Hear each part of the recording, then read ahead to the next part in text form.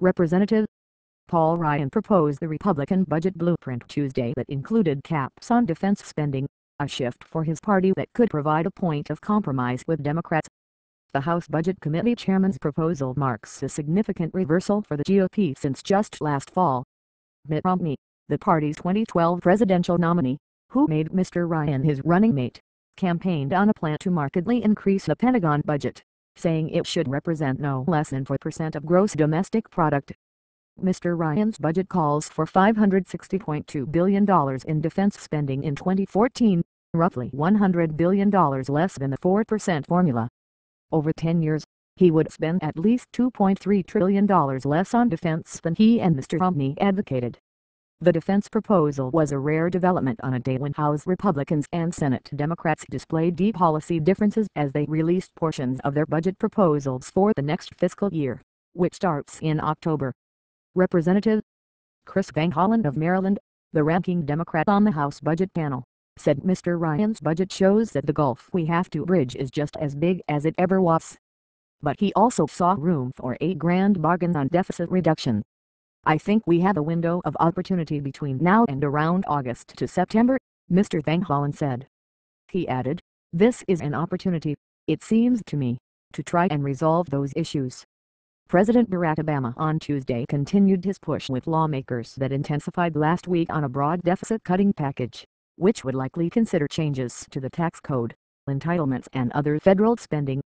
Mr. Obama made a rare visit to Capitol Hill on Tuesday and told Senate Democrats behind closed doors that he was open to negotiating changes to entitlement programs that could draw Republicans to the table, just as the GOP talk of paring growth in defense budgets could draw Democrats. But Mr. Obama will have to persuade many in his party to move forward. "I think he is more inclined to cut benefits, which I strongly disagree with," said Senator Bernie Sanders of Vermont, an independent who caucuses with Democrats, after leaving the meeting with the president. Senator Tom Harkin D. Iowa said that he and others had pushed back against Mr. Obama on proposals to slow the rate of growth in Social Security and other programs by switching to an alternate way of measuring cost of living increases. They say the proposals would pinch low-income seniors in the future. The House and Senate budget plans were stocked with elements that the opposite party is sure to reject.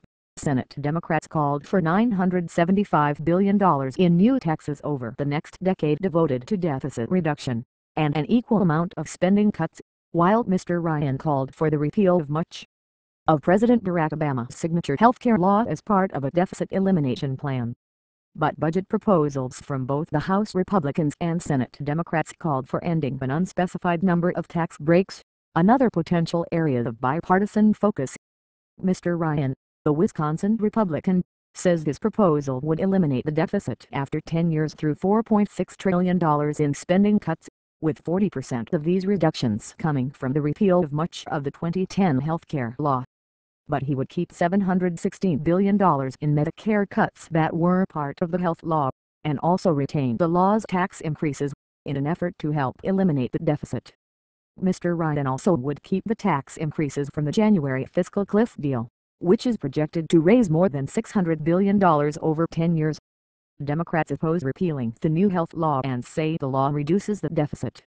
Democrats say the proposal from Senate Budget Committee Chairman Patty Murray D. Walsh would reduce the deficit by $1.85 trillion over 10 years through a combination of spending cuts and tax increases. It would also include $100 billion of spending on infrastructure projects and other programs, which Democrats have said would be targeted toward job creation. By calling for slower growth in defense spending, the new GOP plan could reflect a generational shift in the party's focus, with the rise of leaders placing deficit reduction on an equal or greater footing with the party's traditional support for robust defense spending.